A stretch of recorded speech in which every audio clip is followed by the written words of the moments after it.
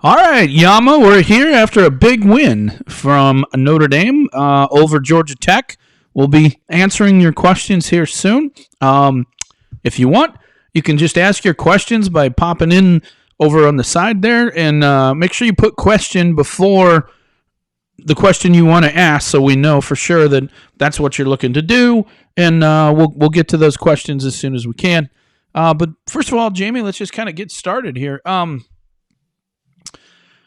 I certainly the best, most complete half Notre Dame has had this year, and probably a very long time for Notre Dame. And I think even second half they played very sound. Obviously a few mistakes and things like that. They weren't as concerned about making sure to score and those types of things. And obviously Reese wasn't going to call the same type of game in the second half. But just executing offensively, defensively, special teams. I mean, this was as good as you can possibly play. Yeah, the most complete game we've seen from them in probably years, really.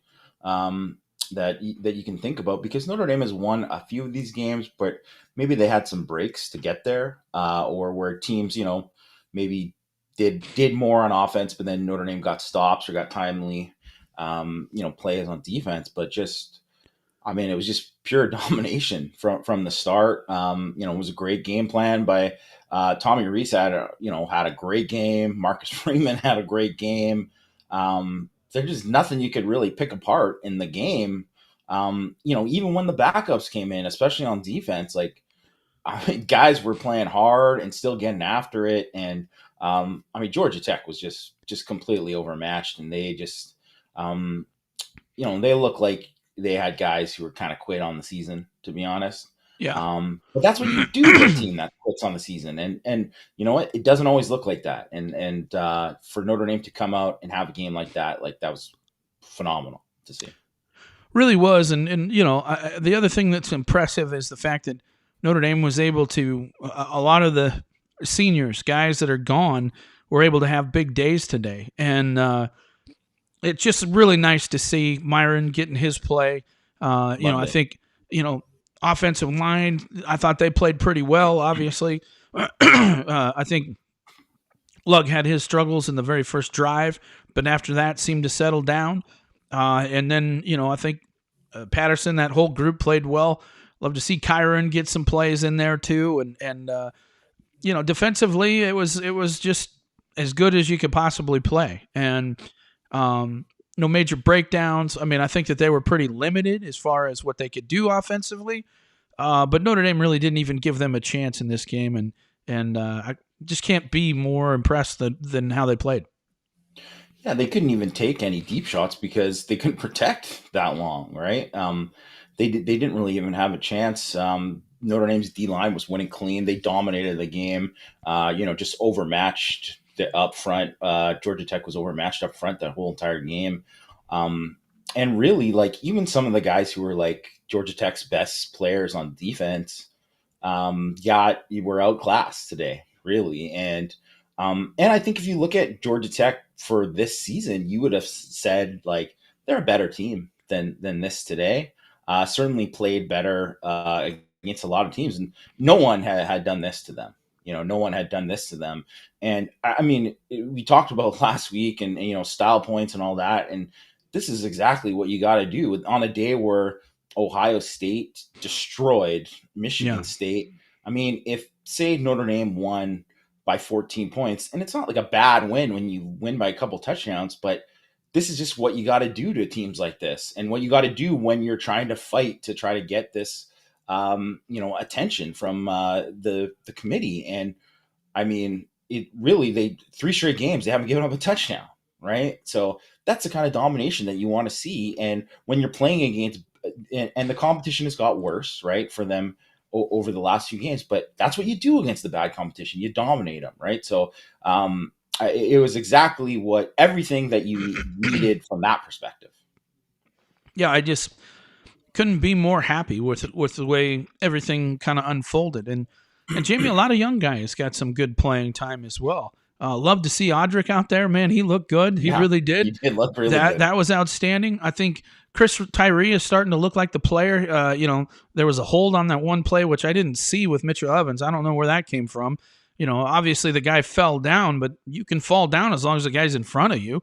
I thought it was I iffy was call, yeah. Yeah, I was surprised by that, but he showed some great burst there and everything. He looks to be about where he thought he was, or where we thought he was before he got injured. So overall, I don't know.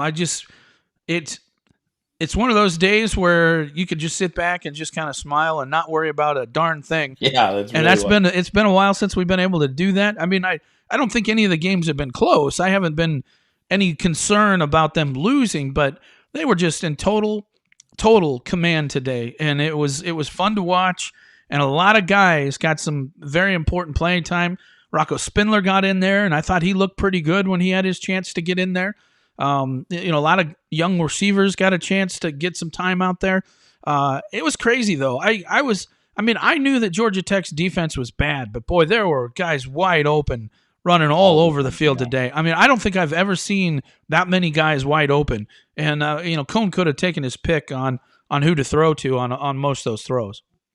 And Michael Mayer was on that touchdown was wide open. And usually that's just the kind of thing that every team pays so much, special attention towards them that you just never see that. That really hasn't been since that fourth down blown coverage against Florida State to begin the season, right? And they're a horrible pass defense. But that's exactly what you got to do. Like, you have to be able to. If Notre Dame didn't throw for 300 against these guys, then you would say, well, there's something wrong, right? But Notre Dame did just that, and then obviously they ran the ball pretty well too. Yeah. It was, and you know what? We've talked a lot about the slow starts, right? And they gave up the sack on the first series, and they end up kicking 3. But 24 points in the first quarter. Notre Dame was one of the worst scoring teams in the first quarter. They're 113th in the country in first quarter scoring. Average I think it was 3.4 points per game in first quarter scoring. And I mean, boy, did that flip today. So I mean, we talked about they should always defer and probably not do it, but I mean, in this game, definitely, I mean, it was the right call in this game. Yeah. First question is, any truth to CJ Williams is wavering in his commitment? Seems to be smoke out there. I've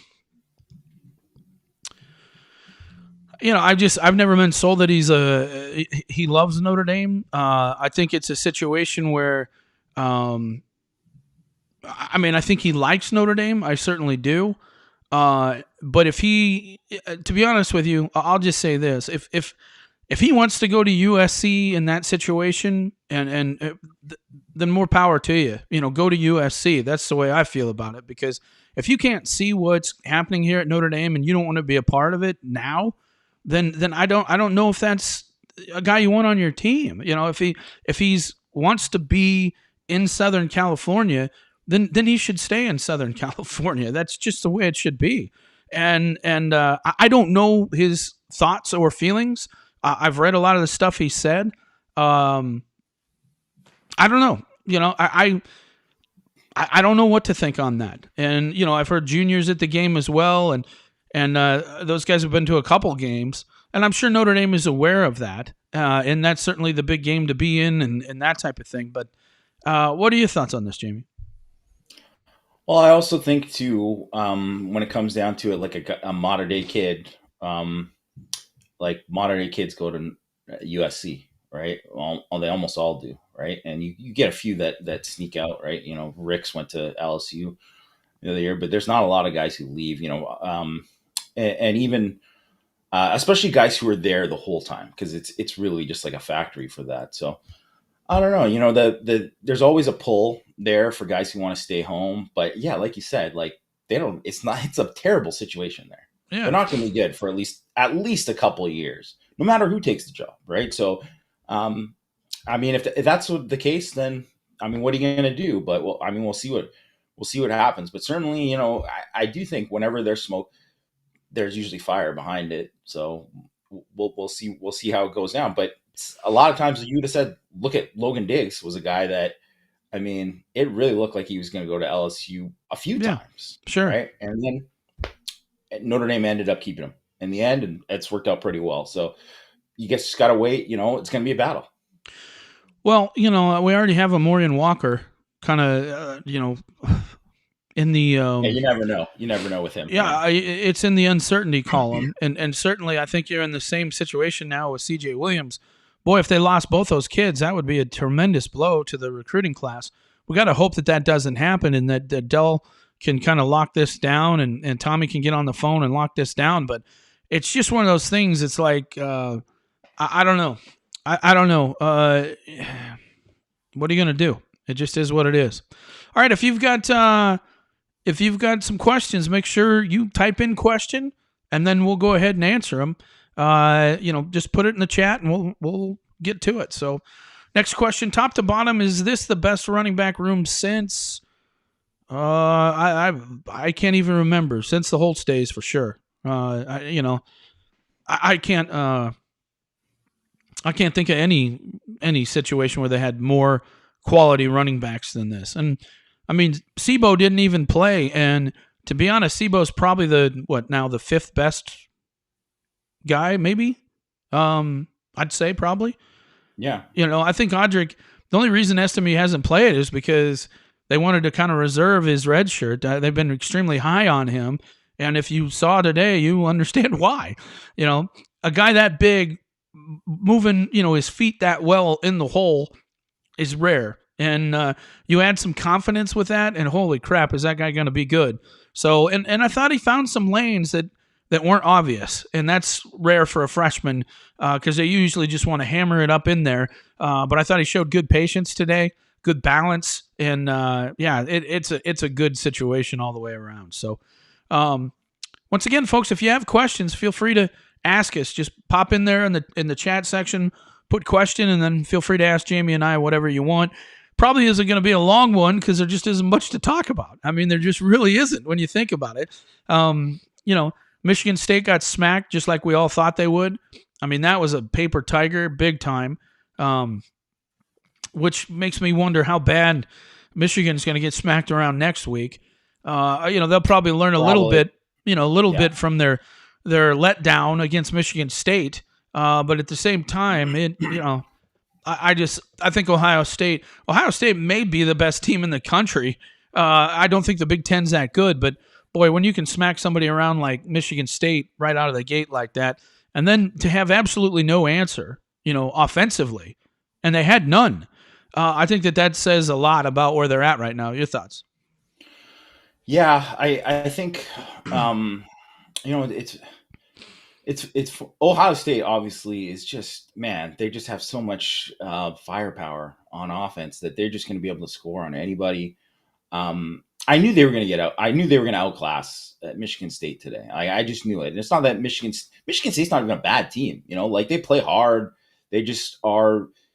I mean, you just compare their talent up to Ohio State, and it's just it's a different level, right? So, what does it say about Ohio State that Jameson Williams is like balling for Alabama, and he was the fourth receiver there. Like he wasn't even going to play. Like, and now he might be a first round pick, right? Like it just shows you, like, just the rich stay rich. Like they're just so loaded.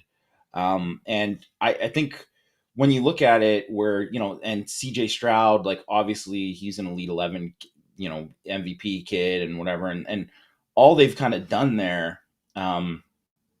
It's just they're gonna smack Michigan next week. They're lock it in. They're in.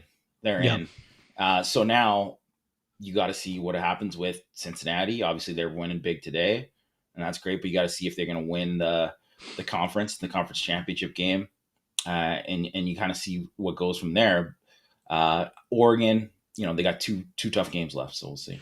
Well, that's the thing. Oregon's got to lose tonight, I think, in order for Notre Dame to really have a chance. I mean, they could lose later for sure, but it would help right now. Yeah, I think you want to start kind of slotting if you can. So,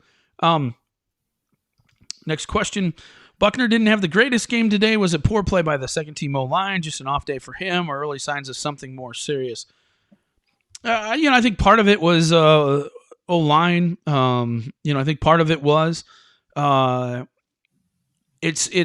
it's hard when you're first starting to play and there's so much upfield pressure coming at you. And it's not just upfield from the front, it's from the sides too. And I think that was part of it. I think that when he was in the game, his call sheet was a lot limited compared to what Jack Cohn would have. And that's not to say that he couldn't run those plays. It's just they weren't going to call those plays when he was in the game. So I think that was part of it too. The one pass he had that was kind of errant or whatever, that was not a good throw. I would say that.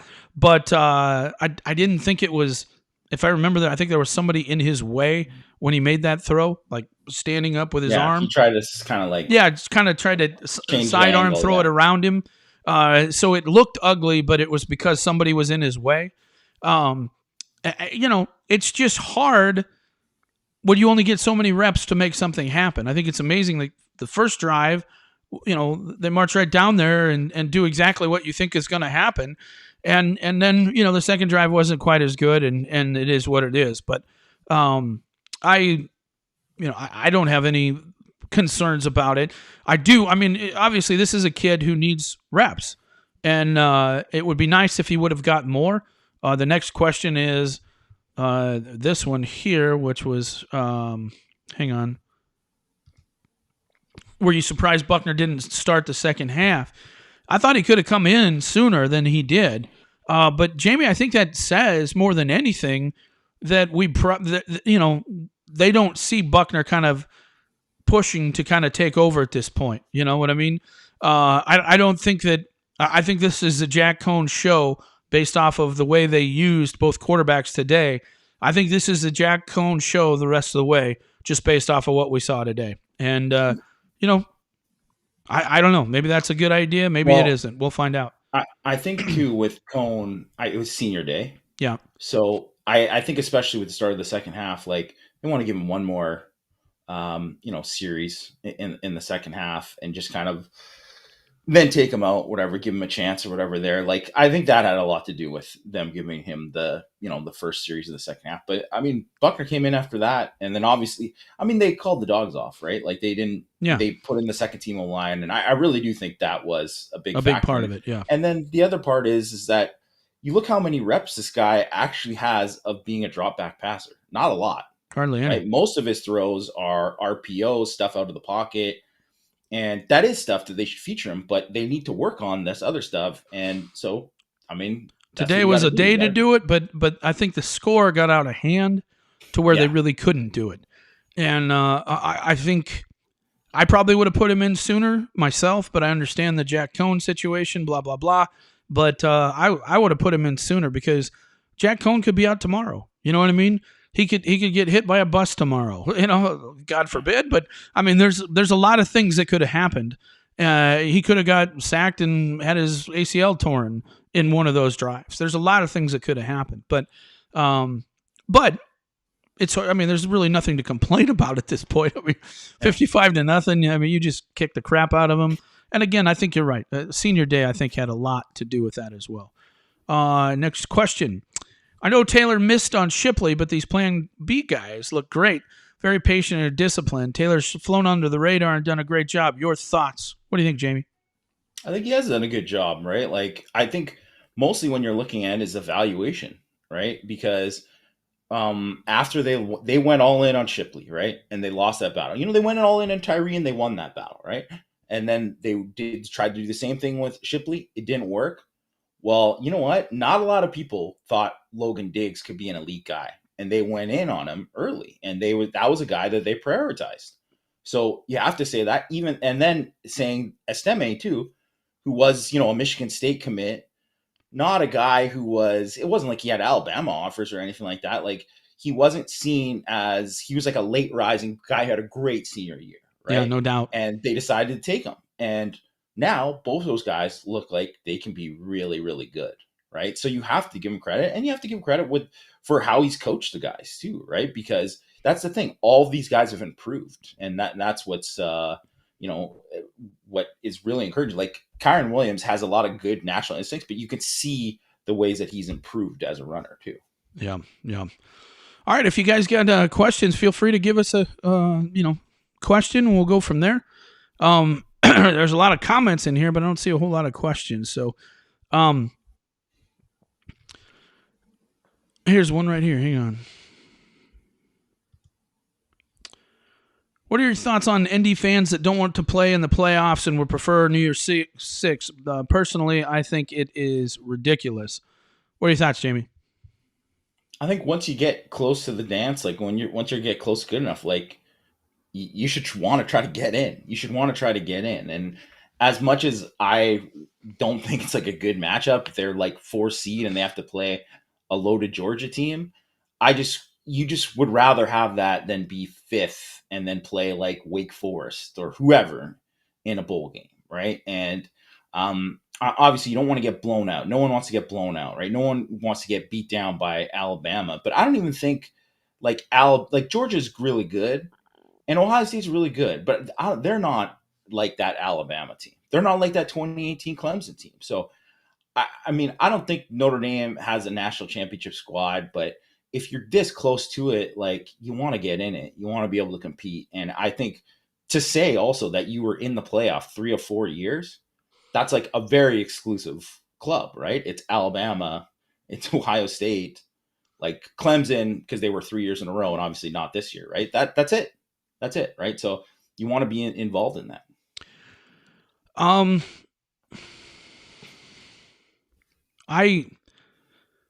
I mean, I think if Notre Dame matches up against Georgia, it's not gonna be good. I think if they match up against Ohio State, it's not gonna be good, especially Ohio State, because I think that Ohio State has the types of players that can really hurt Notre Dame. What it reminds me of is a lot of Irish fans thinking Notre Dame was going to go in and smack Oregon State around that one year, and we found out real quickly what some really NFL quality wide receivers could do to your secondary, and that's my big fear with this group. Now Hamilton will be back if he comes into that game, and I think that helps a little bit, but I just don't see Cam Hart and Clarence Lewis holding up well against Wilson and Olave and the other kid with the 2 last names, forget his name. I mean, there's just too many guys to cover, and so I don't see that being a good matchup, and I would be worried it would be a blowout against Ohio State, unless Notre Dame had success early in the game offensively, and we have not seen them do that very often against good teams, good defenses. And so that is my concern with going into the playoff and playing those types of teams. Is I think that I just don't think Notre Dame's weaknesses match up well with those teams, and that would be my big concern in playing it. Now, of course, you go. I mean, if you can get in, you go. It is a feather in the cap of saying, "Hey, we're in here again."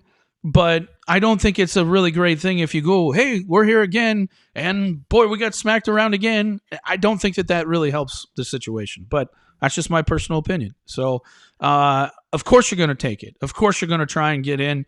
Of course you're going to, do your best to play well, all those types of things. I just don't see it playing out well for Notre Dame if they play one of those teams. That's just now. You give me Cincinnati, hey, sure. Michigan, yeah, I think Notre Dame can play with those guys. I think anybody not named Ohio State and Georgia they can play with. I think Alabama's good, but I don't think they have quite the offense that these other teams do. Those 2 teams scare me because of their offense. Thoughts? I think Ohio State is the worst matchup for Notre Dame. I agree. I think, out of all those teams, just because I think, like you said, the receivers. I just don't think Notre Dame has, much hope of matching up with those guys. And that's just really what it comes down to. Like, I think they would have a better chance of Georgia, to be honest. And not that I think that, like, they're going to put up a lot of points in that Georgia defense, but I just think they would have a better shot at, at least staying in the game. Yeah. All right. Next question. Are they going to move to a more Tebow-type offense to feature his running? I think you're talking about Buckner. No, I don't think so. I just think it's a situation where they just, they got to get him some reps and get him doing what he would have to do if he were going to take over the team. And today's game, the way it was set up, when he came in, I don't think it was conducive to him growing as a player as far as his mind and the offense.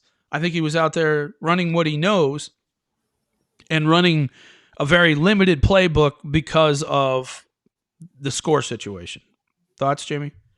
Yeah, and also I think the one thing that when everyone sees a snapshot of Tyler Buckner this year, and if they're worried about like, well, what's the offense? The offense is going to be limited under him. They're going to expand the playbook a ton under him next year, right? And maybe even into the bowl game slash playoff, whatever, right? Because they can do more. One, because he's going to feel more comfortable within the offense and all of that.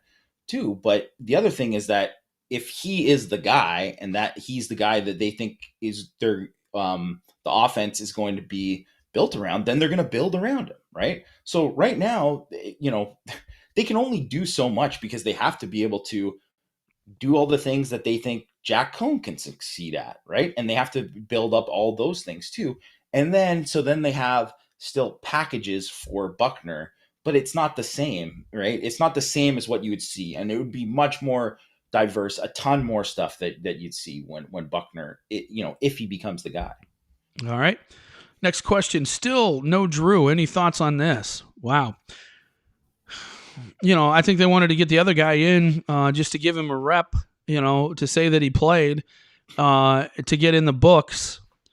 Why are people The still writing's asking on the about this? wall. Sorry. Yeah, I'm sorry. Why do people still ask about this? Drew Pyne isn't playing, guys. He's not. You might have really liked how he played against Wisconsin, and he came in and played decent against Cincinnati, but they've already I think made it pretty clear. in fairness to the guy asking the question, I think his question is this more of a situation where, hey, Drew, you're never going to play. Maybe you ought to look somewhere else by the way they kind of ran this situation. I don't think that that's what they were trying to do.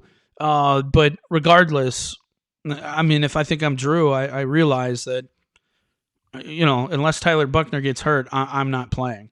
And to be honest, if you look at the way things have unfolded at Notre Dame, if you're kind of the starter or the heir apparent, it's rare that you get beat out until you lose it on the field in a game. You know what I mean?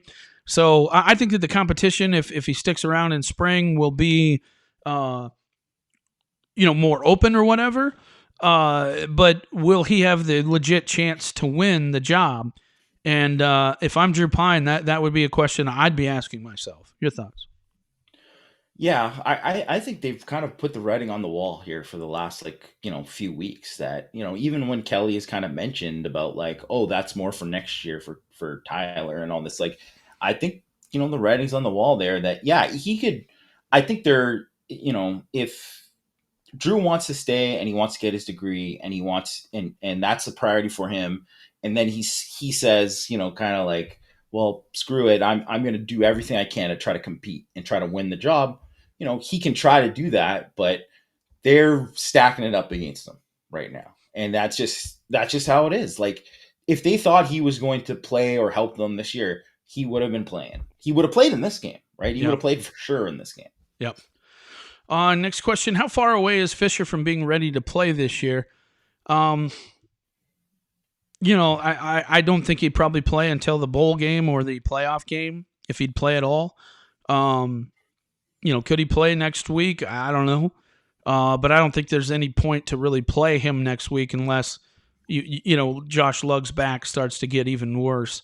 I think we saw in this game Quinn Carroll and Carmody. I don't think they're the answer there at this point. If something were to happen to Lugg, I think you'd have to go to Fisher, especially if you're playing up to that kind of level of competition.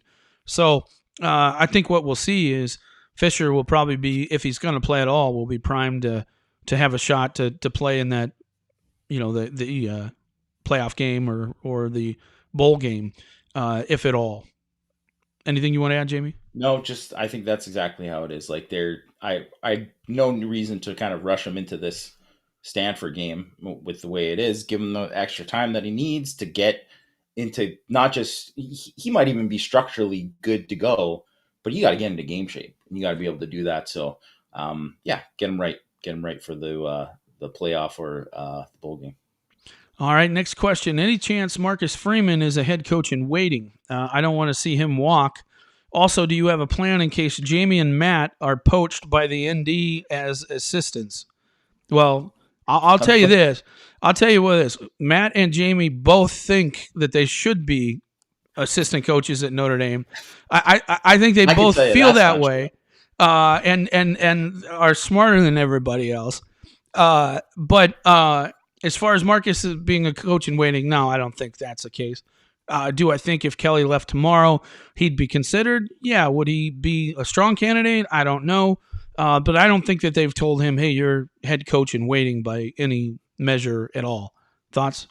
No, I'm positive they haven't. And I'm positive that I will say that, the last 3 games sure helped his cause of, of how everybody thinks of Marcus Freeman and his defense. So, I think no one wants to lose him, obviously, especially because he brings so much as a recruiter too. And you want to see him coach all of these great players that they've recruited.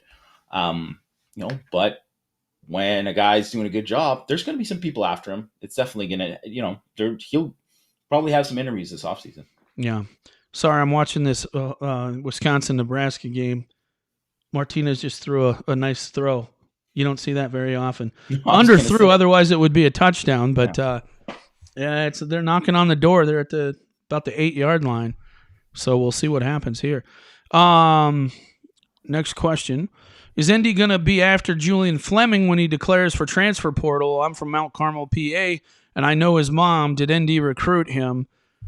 Yeah, they did. They recruited him. I mean, they weren't in his top group or anything. Yeah, exactly. I mean, again, we run into this too much where the transfer portal is just not going to be a big thing for Notre Dame. I think a lot of people think it is, but we talked about this on Power Hour.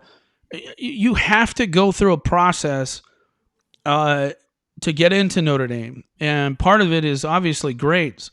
And then there's a curriculum path that they want you on. And if you're not doing that type of thing at the school you're at, you're going to be way behind trying to get into Notre Dame. And that's why it's going to be really difficult for Notre Dame to land any Huskers just scored. It's going to be really difficult for any transfers to come in. It's going to be more grad transfers, and we'll see what happens. So, tie game there, J-Mo. What do you think, Yama? We called it, man. We knew it was going to be close. We knew it. I mean, you have to say. And I'm telling you, folks, you want Nebraska to be good in that West. You do on that side of the ledger because you need somebody else who can trip up Ohio State. And, Wisconsin's only going to be so good and Iowa's only going to be so good. You need a third team in there that has a chance. Nebraska has the highest ceiling out of all. Yeah, they really do. Right? They certainly got the best tradition, And if they can figure it out, I think that trust me, I don't want Nebraska to be in the playoff hunt, but just good enough to maybe have a chance to knock off Ohio State or Michigan. That's what we want. Yeah. So we'll see. Let's see. Here's a comment. A loss against Georgia is better for recruiting than a win against the Skunk Bears. You can say you're in the playoffs 3 to 4 years. You can say that, but how did you perform in the playoffs? And that's the thing. The other thing that I mentioned this before. If you go in and you get spanked again, right? If you go in and you struggle again, you're going to have a really hard time getting teams to let you in as a one-loss team, because that's usually how Notre Dame, or the last couple of years, how Notre Dame's gotten in there. And if that's the case, and each time you do play, you get spanked, it's going to be hard for them to let you in when you do have a team that's worthy, which should be down the pike here very soon based off of the way things have gone and recruiting and all that type of stuff. So I'm not against it. I'm just worried that they get matched up with the wrong team and we're going to see the same result. And that same result just doesn't help the situation. It really, in my opinion. But that's just my opinion. Doesn't mean I'm right. And Jamie will tell you that I'm wrong a lot. Isn't that right, Jamie? Every once in a while. No, all the time. At least according to you guys, I'm wrong all the time.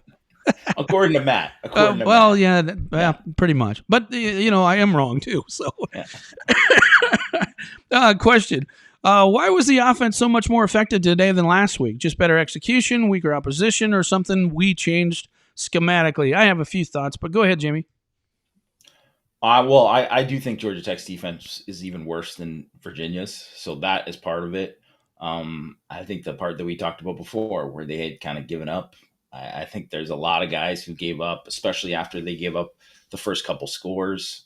I think that was definitely on their mind, or just in like the thing like throwing the pick six, like that was just deflating for them. Like that just absolutely deflated them. I mean, even then too, to have the fumble that gets called back and then the pick six after that. Like, I mean, that's tough to come back from when you're really, really down and things are going bad there. And guys are really checking out. Let's just call it like it is. There's a lot of guys checking out. So I think that had a good amount to do with it. And then, I mean, you have to say Notre Dame, I thought Tommy Rees called a better game. Yeah. I thought he was really just in rhythm the whole time. Yeah, like he just had the beat of what was going, like calling that screen against the corner blitz. Like he just knew, like he just had it. And that was really like the whole game, right? Yeah, And he was on. There was no doubt. Yeah, I even texted had like halfway through and said, "Hey, Tommy's calling a really good game," and he really was. And I think Jamie, I think he's called a lot of good games, or I should say, he's called a lot of plays that were designed that if they would have hit, would have been big plays that weren't effective. Today, a lot of them were, but a lot of the things you saw Tommy do today, he's done in the past. They just haven't hit like they did today. But I also think that he did a really good job of spreading the ball around and trying to find the right situation for each player. And he knew where the holes were, and they hit seam routes. They hit a lot of plays that were big plays. And hey, that's good. When that happens and things get rolling, that's the way you go. All right, got a couple more questions here. Question: do we get Arnold or Moore? I don't know. Wouldn't be surprised if it's Avery Johnson in the end. I'm gonna guess it's probably gonna come down to Arnold or Avery Johnson in the end. Maybe I'm crazy. They by all accounts, everybody thinks that Notre Dame has a great shot at Moore, and he's a Notre Dame kid, and I think that they do have a great shot, but they've finished second too many times. So hopefully they'll finish first in this one, but we'll have to see. What do you think, Jamie? Well, I like all three of those kids, so I do too. I really think that Arnold and Johnson have really, really high ceilings too. So I wouldn't be displeased with either one of those guys. I don't think the ceiling is that much bigger with Moore, to be honest. I think he is a little bit more talented now, but I don't think like the ceiling for him is that much higher than those guys. So I think they're all pretty good. But I'm with you on Moore too, where I'll believe it when I see it. I'll believe it when I see it. Especially because Ohio State's doing well, Michigan's doing well, and Michigan having a good year really hurts Notre Dame. It just does, and I think that they're going to be a tough competition when it's all said and done. And Ohio State, if they want to throw their hat in the ring hard, they're going to be tough to beat too. And everybody's like, well, they got all these quarterbacks, but watch, those guys are leaving. Just watch, they're definitely leaving. All right, next question. Anything on visiting Xavier on Friday or Billy? No, Xavier's not a guy who talks much. I'm sure he appreciated it. I was talking to a guy today who was like, oh, that's great that they did. And I said, yeah, and it is great. But I think if they felt like they had him wrapped up, they probably wouldn't have been there. You know what I mean? So I think it's a situation where they're like, okay, we got to throw our last ditch effort in here. And I'm sure everybody else did too. And they did what they had to do. But I don't think that he's locked up anyway. And it would not surprise me if it's an Emil Wagner situation, Jamie, where everybody has their thoughts on where this is going to end up, but it's all based off of speculation and no real hard evidence. And then at the end of the day, nobody really knows. And he's just, by all accounts, from what I gather, he just doesn't say anything to anybody. he just doesn't give you any sort of indication he's leaning one way or the other. Where on Billy's case, I think he says he says a lot of things that make you lead to believe that he's going one way or the other. Well, there's a touchdown by Wisconsin. But at the end of the day, he says the same thing to Notre Dame and Wisconsin, and therefore, what does it mean? I don't know. I don't know what it means other than decision day is coming real soon for both of them. And until they're in that decision mode, all this stuff that you're going to hear, I don't think any of it really matters until they get down to crunch time where they actually have to decide. Anything you want to add? No, I think that's just kind of way it is. It's just one of those things. It's like it's not a bad thing. It's obviously a good thing that they're going out there, but I really don't think that. I don't think any of those schools really have a good read. I'm always wary too when you hear stuff like, Iowa. Iowa thinks that they got them right, or that they lead right, because I think too with a lot of those hometown schools, especially because those hometown schools, they're not in the big boy recruiting business that often. So I don't know. I've just found that a lot of times that those schools and the people talking there, they got a shot. They think they got them, because it's like they usually don't have a shot, right? So like I find it, if it was coming out from Ohio State that they thought they had it, then I would be a lot more worried. So to me, it's a little bit more up in the air. All right, good question here. Do you feel good about Tobias Merriweather sticking? Our wide receiver depth is going to take a hit if we lose CJ.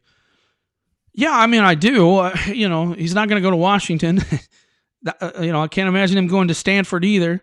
Oregon potentially, but I think the kid likes Notre Dame. I think he's as solid as you're going to get.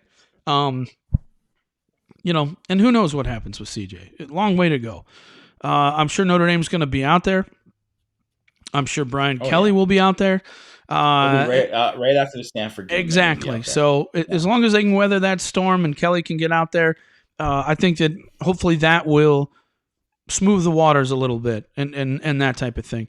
Here's a very good question for you, Jamie. A very good question. If Alt came in the spring like Fisher, do you think he would have been the game one starter at left tackle? What do you think, Jamie? I think, well, it depends because I think Alt still had some weight to gain and some physical development to do then. So I don't know if, because Fisher was running with the ones in the spring, and I don't know if Alt would have been for sure.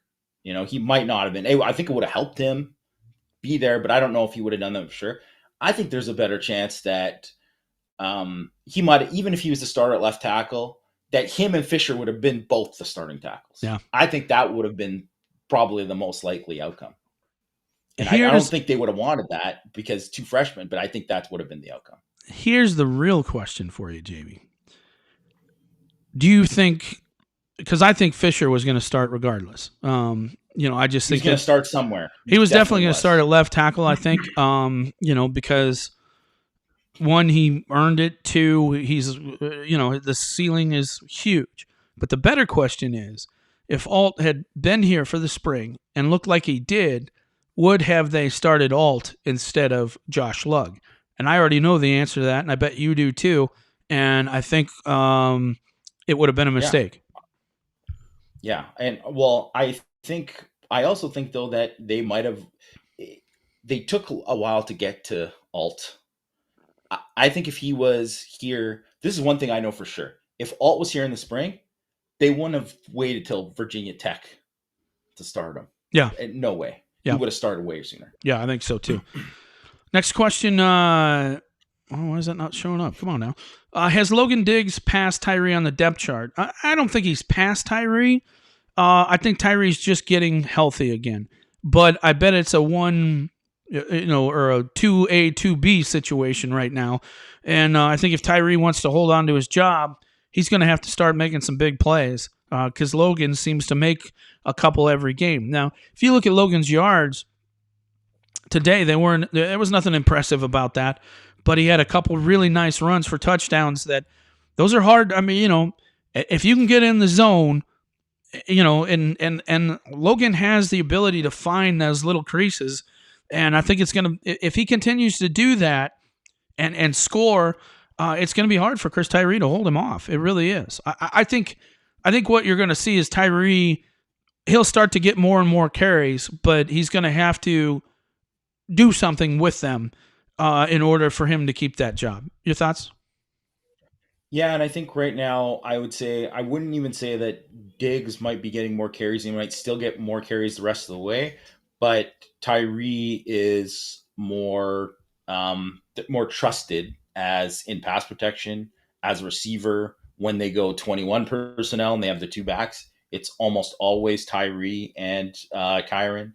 Tyree is the back in those situations. So there's obvious that Tyree, and he has earned that trust. First of all, talk about improvement in blitz pickup, because last year he was like most freshmen, he struggled. Yeah. And this year he's been like lights out better. So yeah. So I think that when everyone thinks about it and they see like the carries and all that, there's more to it than that, obviously, that goes into it. Yeah. All right, we'll see if we have a few more questions. If you got some, make sure you put question in front of it, and Jamie and I will get to it, and we'll keep rocking and rolling here. Question: Estime looks like a young Bettis, looks faster and stronger than Logan, and I really like Logan. Yeah, I think so. I mean, I think he is. I don't know about faster, but he's certainly strong, and I thought he showed good burst, didn't you, Jamie? For a guy that we just don't know much about. I mean, he's going to be fun to watch, man. I was really impressed with him. I really was. All right. Yeah, definitely impressed. Let's see. All right, we got another question here. Has Michigan been living a lie this year and will be exposed next weekend? In all seriousness, doesn't Notre Dame's future look bright with our recruiting? I mean, I don't know if they're living a lie. I think Michigan's a pretty good football team. I don't think they're a great football team. I think they're about what Notre Dame is right now. I think they are an improving football team too. But I think they'll get smacked down next week. I do. I know Jim's going to, they're going to come in and they're going to puff up their chest, and we're Michigan and we're not going to take this anymore. But I don't think it's going to matter. I think Ohio State's going to run them. Your thoughts? Yeah, I think Ohio State's just that much better than them, but I don't think they're a fraud. But I do think that, I mean, they could have lost a lot of games, but that you could say the same thing about Notre Dame, right? Yeah. Where there's 3 or 4 games that Notre Dame easily could have lost, right? And that's the same thing with Michigan this year. So they've won those games, and really they're very close to being undefeated, right? Because of that, they blew that Michigan State game. Yeah. All right. Next question. Don't you think that if going to a New York Six Bowl and beating a mediocre Wake Forest team will lead Brian Kelly to get complacent about some of the program's issues instead of making changes like last year? I don't think Kelly really made any changes last year. I think Clark Lee made the change, right? I guess, and what's his name left as a safeties coach, but those were really the only changes. And I don't think that Kelly made them. I think they left. Any thoughts from you? I think that's a good point, because it wasn't like they went there and said that, oh, we don't have the receiver talent to compete, and they didn't say, well, we're going to get rid of Dell Alexander. Yeah, right? That didn't happen, right? So I think they'll look at the whole everything in the season and judge what they're going to do with the coaching staff. I don't know that, like, I wouldn't be surprised if they brought back everyone, if everyone was to stay and didn't leave, but I also wouldn't be surprised if they ended up adding like 3 or 4 new coaches. Yeah. Next question. Who do you expect to sign during the early signing period? I think Notre Dame expects everybody to sign. Whether they will or not, it's a different story. And yeah, you're going to have some guys who you're going to probably have to go in and talk to. And it seems like C.J. Williams is one of them, and Morian Walker's probably another. But, USC will do the same thing. I'm sure Michigan will be in Morian Walker's house either right before or right after Notre Dame. So it's just hard to say. This is where Kelly's got to do his best job selling. And it's going to come down to him, I think, at this point. And, you know, if I'm Brian Kelly, if I want to keep these guys, I'm personally on the phone with CJ Williams. I'm personally on the phone with Amorian Walker because it's down to crunch time. You really need these guys for your program. Brian Kelly needs to get on the phone and having conversations with these guys. Your thoughts, Matt? Or Matt, Well, Jamie? I think. Well, I sometimes too. I wonder with some of these guys, and I know you have to play it the right way that suits their personality and what Mhm. their what their family wants to hear and all that kind of stuff too. But sometimes in these situations, like this, like if and I'm not saying this is exactly how it is with CJ Williams, but if CJ Williams is like, yeah, USC's that like, I mean, I would just straight up tell him like, well, we're gonna beat your ass for I don't know how many years in a row. If Yeah, that's what you want to do, because you want to take a look at what we've done, like yeah, you could just point to it, right? yeah, So you'd be like, fine, and go there, and yeah. we're just gonna beat you To be every honest with single time. you, and I think that's exactly the attitude Brian Kelly needs to take with CJ Williams, to be honest with you. I would absolutely take that and say, look, if you're worried about you and you getting yours and how many catches you get and whether we have the greatest quarterback in the world and all that type of stuff, go to SC. You know what I mean? Go to SC because we're going to own your ass because we've owned your ass for a long time. And you know why we've owned your ass? Because USC has a lot of me players that don't want to think about team, right? They don't care about team. It's all about me and did I get mine? And is it all about me? And how am I putting myself and my brand out there? All right. So if you want to suck and get your balls, go to SC.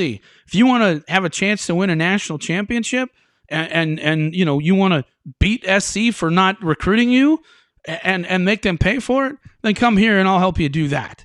But I'm not going to sit here and promise you that I'm going to give you X amount of balls or any of that stuff. I'm here to win football games. And I need guys that are in, for the cause and not about me, and what I got and what am I going to get. And to be honest, I just think that you got to have that honest conversation with him. And if the kid says it gets turned off by that, sorry, we'll see you later. And I hate to lose him. I think he's a good player. But Yeah. at the same time, if people are so focused on that, is he going to be a team player? And that's what you have to worry about in those situations. And to be honest with you, I think CJ would probably look at Kelly and wow, I didn't know he had balls like that. You know what I mean? So that would be the approach I would take, Jamie. To be honest with you. I'm there with you because Mm-hmm. I just think in that situation it's different if he was like, oh, I'm worried Ohio about going State, away and from home, and you know or what I I'm mean. worried about going away from home and whatever. And if that's specifically the case, or whatever. But I mean, even you could point to USC and their receivers, and they've obviously had some good ones over the last few years, but they've had a lot of guys who have been busts too. Yeah, So, for all the kind of success that some of their offenses had, they've had a lot of busts too. yeah, Like a and lot of receiver busts. busts too.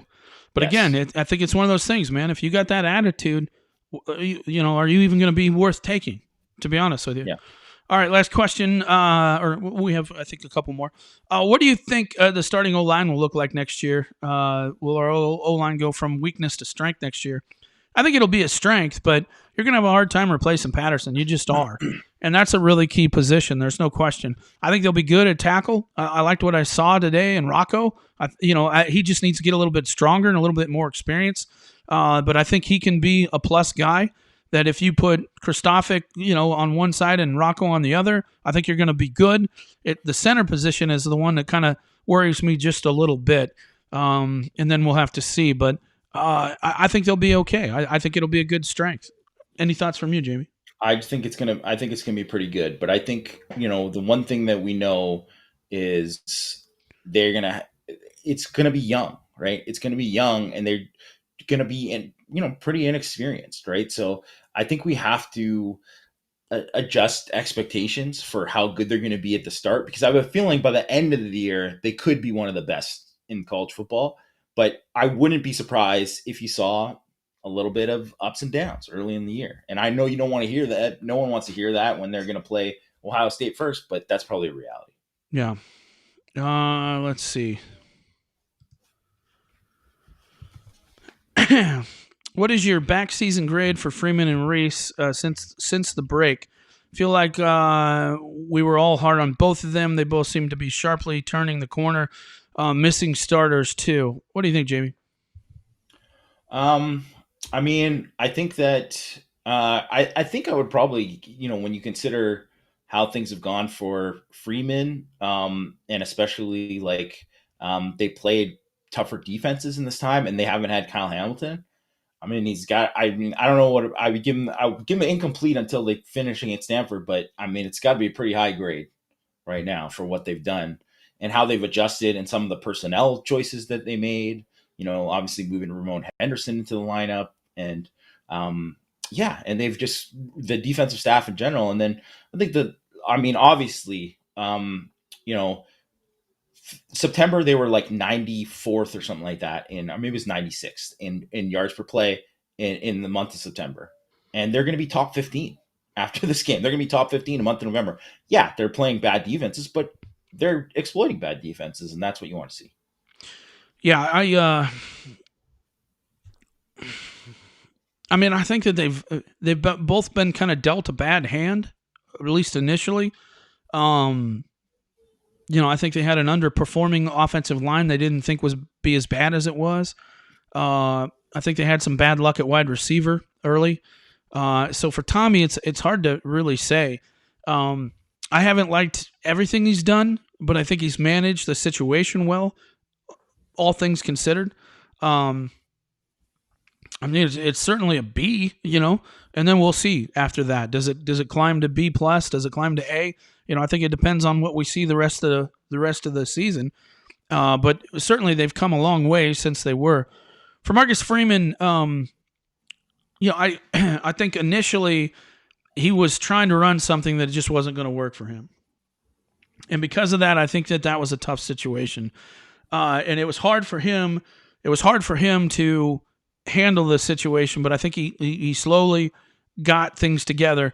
And right now, I think the defense is playing probably better than really even their talent. I still see holes with this group, but I think he's designed a pretty good defense and things have worked out pretty well. And I think he's done a really good job of coaching. So at least a B plus for me on Marcus.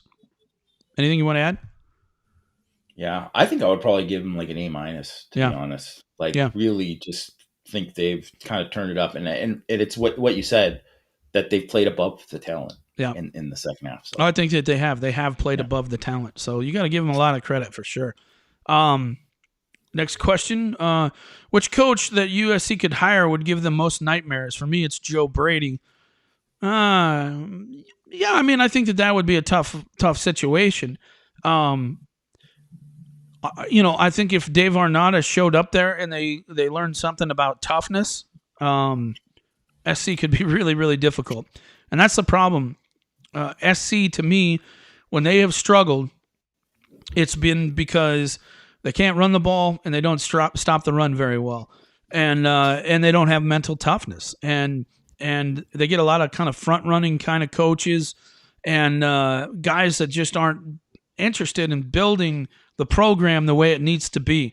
I think a guy like Arnada or maybe a Matt Rule, that would be a damn scary situation because I think those are the types of guys, or really a Fickle. I think Fickle could be a guy that could be a really good hire for them. I don't think that he'd go there, and I don't know about whether they'll be real serious about Arnada because I don't think that he's sexy enough for SC. But it's a mistake. They really need somebody who's going to teach them something about discipline. As soon as they get that guy, that's when we got to be worried, Jamie. Well, I think the one thing that Pete Carroll, for all his kind of like rawness that he, and his like, enthusiasm that everyone kind of loved to hate, I think he doesn't get enough credit for they became physical under him. And they really kind of matched the physicality where the defense was, the offense scored a lot and they had it. They'll always have athletes at USC, right? They're always going to have the skill athletes. Definitely. Yeah. But look at how many guys that they had, especially in their front seven, that just were dudes that they could play on any team. you would have stuck that Pete Carroll team, and I know you could say the Pac-12 was weak, whatever. That Pete Carroll era USC could have played in the SEC and won it almost every year. They were that level because, and they weren't. They wouldn't have.